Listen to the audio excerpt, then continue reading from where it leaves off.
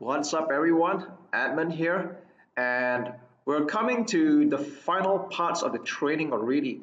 Now, before we get started, I want to make sure that you have already followed through on all the past weeks' training in Facebook advertising, and more importantly, that you have already taken action. And how do we know that? Is that you have already started running ads on your own. So the purpose of this whole module is to show you how Facebook advertising can be optimized and can be tweaked along the way. So in this video, we're going to talk about removing the losing ads and keeping the winners, and how to split tasks or how to tweak your advertising further. So right off the bat, I'm going to show you an example of one of our clients. And this is a rather unique client because we had picked up an aesthetic clinic and we're running a lead generation campaign for them. So whether you're selling your own digital product or you're selling your own e-commerce product, or even run a lead generation campaign to a service, whether it's your own or other people's, that's okay. It's pretty much the same mindset and mentality. And I think this just goes to show how versatile Facebook advertising can be. Now, what you're seeing here right now is a lead generation campaign for the aesthetic clinic, and this is one of the ad sets. And you'll see here, this is ran for pretty much a half of the month actually. And we started off originally with a video campaign. So that means there were no other image ads, it was just a video. This was running initially because we were having problems with the client providing images for us to use. So we just ran our own version of the video. And this was getting okay. It was getting about 3 leads for its duration, and it was getting about $10 per lead. Now, this could have been better, even though it's still profitable, because this aesthetic clinic is clearly selling a high-ticket service where their clients would eventually enroll into a yearly package or a semi-annual package. That's okay. We know that they're going to make money, but of course, we were not satisfied with the results. We wanted it to be better, and then we started to introduce 2 more image ads. Now, take note that this was going to a Chinese-speaking market, but the mindset remains the same. The way you write the ads, whether it's in English or another language, is still pretty much the same. So we added 2 more image ads in a while, probably a couple of days later, and then we have all 3 ads running. So there's 2 image ad and 1 video ad. And we notice that we can see the stats here that this Chinese image ad number 1 was generating 6 leads, and the cost for acquiring the lead was a lot cheaper. It's like 1/3 the cost, $3.41. Wow.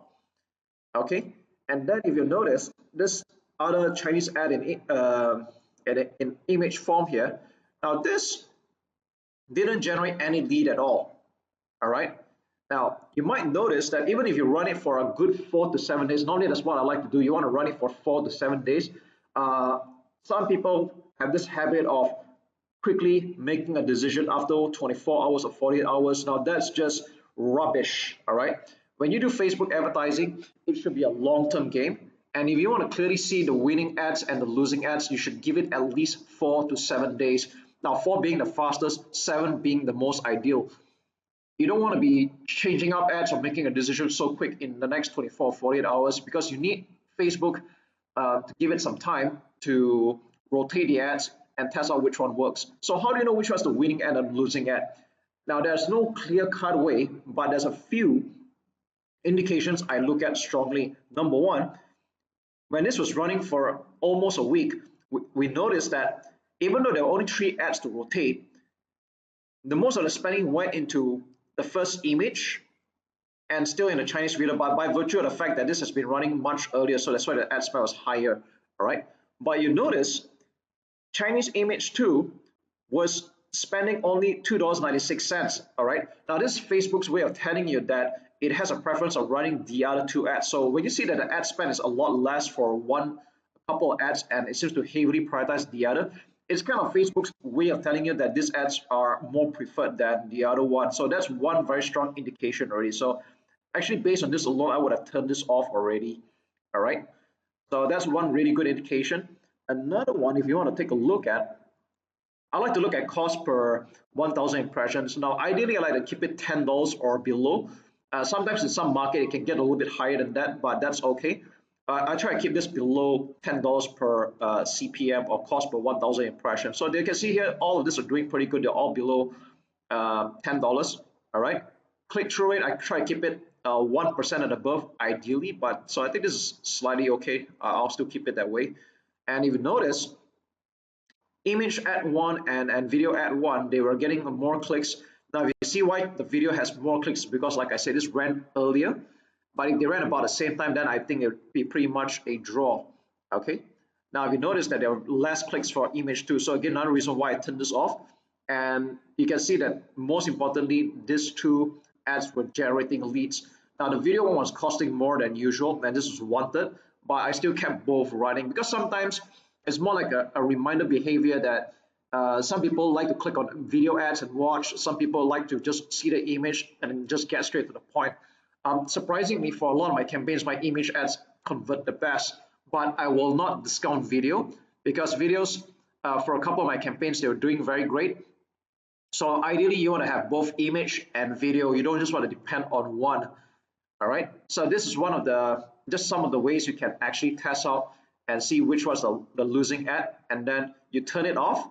Okay, I don't recommend deleting it because I like you to have a record of what was going on. So don't delete this kind of ads, just turn it off. All right. And then when you have these two ads left, if you want to continue split testing, which I recommend you to do until you're happy with the results, then you can start adding in more images or more ads for you to test out. However, I will not recommend that you test more than 5 in a row because even if you have a large ad spend, Facebook is going to struggle to rotate the ads because there's just too many ads to choose from. And if you're playing on a small budget, then the problem will be even more apparent. So normally I will keep it about 3 to 5 ads to split test at any given time. Just like this one, it was 3 ads. Okay, so maybe I'll just show you another example. Let's take a look at the English ad, which is pretty much the same thing. This is targeting the English speaking market. So you can pretty much see that they are the same ads, just that it's written in English this time. Okay, and again, if you notice, now although this campaign had ended because this was running for only 2 weeks for the client, if you notice that this was running at pretty much about the same time, and a lot of the ad spend was going towards the video version. All right. And if you look at the leads form here, if I were going to turn off any of this, I'd probably turn off this particular one here, image one, because this get only 2 leads. And those get a little bit more as well. But I like this image two over here in this case because it's generating 4 leads and at a cost of only what, $2.24. This is pretty good. All right. But of course, like I said, you want to look at a few factors before you decide which one you want to turn off. There's no hard and fast rule. Ultimately, you should keep the profitable ad and the one that's getting you results. Sometimes the cost per lead can be slightly higher than usual, but if it's getting you results and you have a way of covering and profiting that through your funnels, then more power to you. All right. But between these 3 ads here, I'd say the image 2 is the winner. If I were to turn off any of the ads here, probably the image 1, since very little ad spend is going here. Or rather, this is actually still okay. All right. Probably add in another video in this case. Okay, so that's really all there is to it. I'll be putting up a PDF version of this whole split testing and optimizing so that you have a clearer picture. And all the best in your Facebook marketing success.